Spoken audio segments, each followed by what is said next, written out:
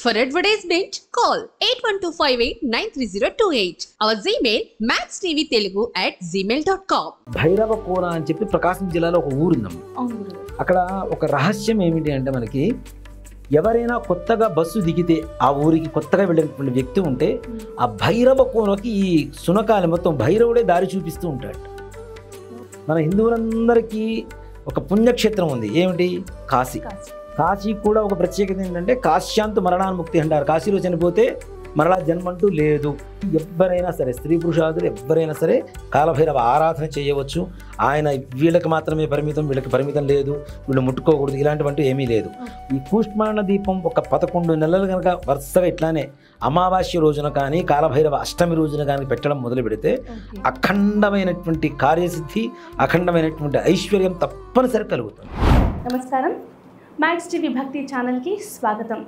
ఆధ్యాత్మిక పరంగా మనకున్న ఎన్నో సందేహాలకు చక్కటి పరిష్కార మార్గాలను తెలియజేయడానికి ప్రస్తుతం స్టూడియోలో ఉన్నారు ప్రముఖ జ్యోతిష్య పండితులు, ప్రత్యంగిరి ఉపాసకులు డాక్టర్ గుండెపూడి శివసుధీర్ శర్మ గారు. మరి వారిని అడిగి మరిన్ని విషయాలు తెలుసుకునే ప్రయత్నం చేద్దాం.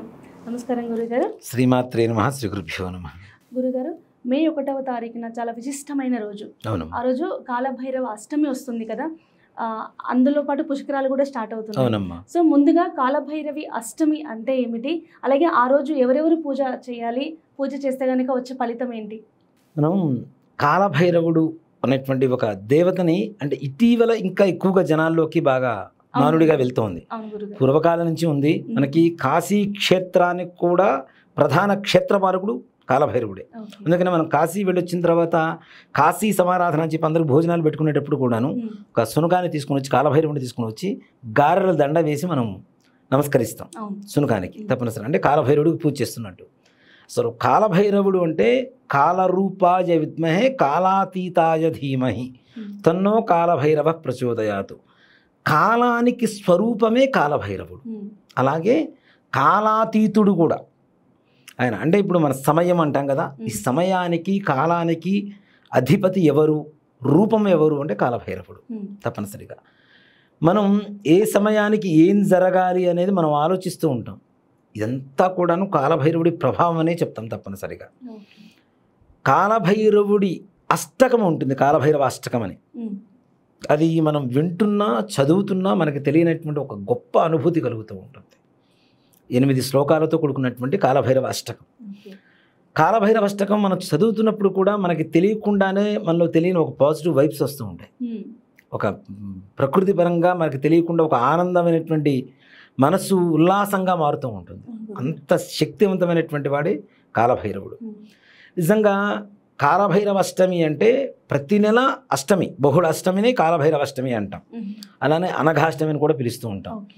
పౌర్ణమి ముందు వచ్చేటువంటి అష్టమి. ఈ కాలభైరవ అష్టమి రోజున ప్రొద్దున్నే నిద్రలేచి కాలకృత్యాన్ని నెరవేర్చుకొని స్నానం చేసి కాలభైరవ అష్టమి రోజున ఓం భం కాలభైరవాయ నమః, ఇదే మంత్రం, వేరే మంత్రమేం లేదు. ఈ మంత్రాన్ని మనం స్మరించుకుంటూ ఆ రోజును మొదలుపెట్టి ప్రతిరోజు కూడా స్మరించుకోవచ్చు.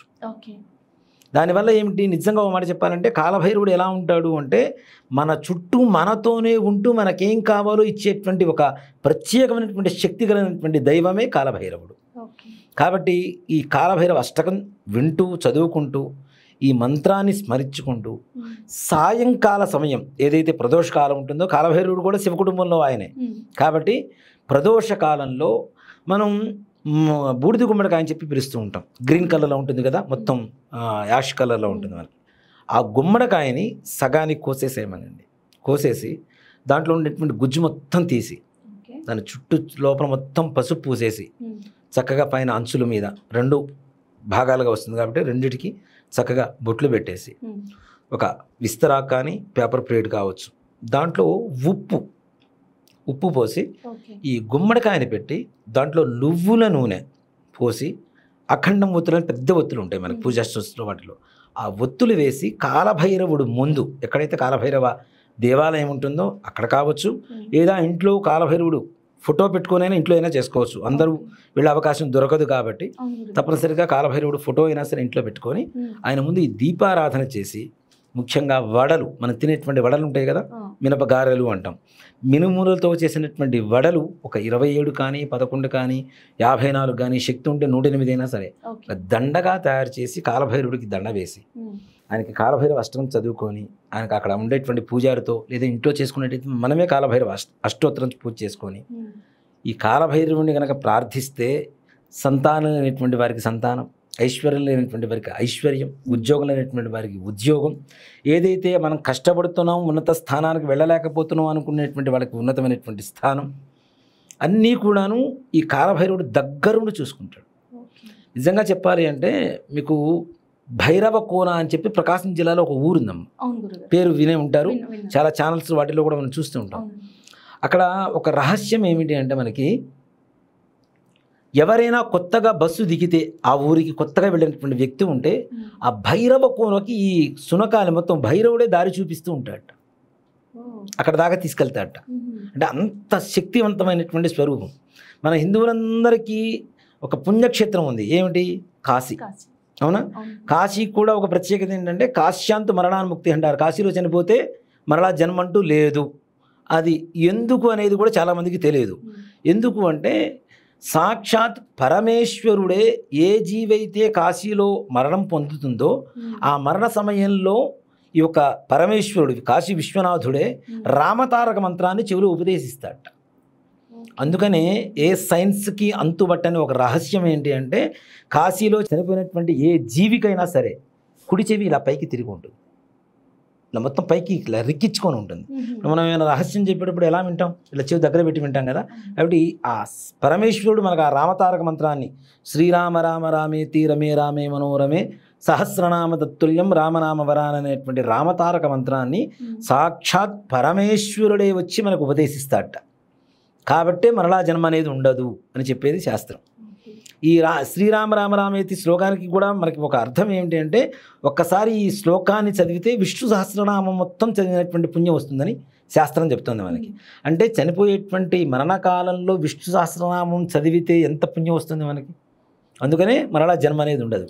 అలాంటి గొప్ప క్షేత్రానికి కూడా క్షేత్రవారకుడు ఎవరు అంటే కాలభైరవుడు.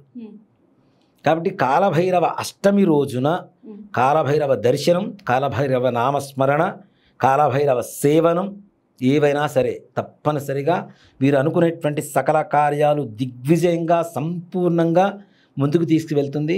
ఆ యొక్క పరమేశ్వరుడి పరిపూర్ణమైనటువంటి అనుగ్రహ కృపాకటాక్ష వీక్షణలు కలుగుతాయని చెప్పడంలో ఏమాత్రం కూడా సంశయం లేదమ్మా.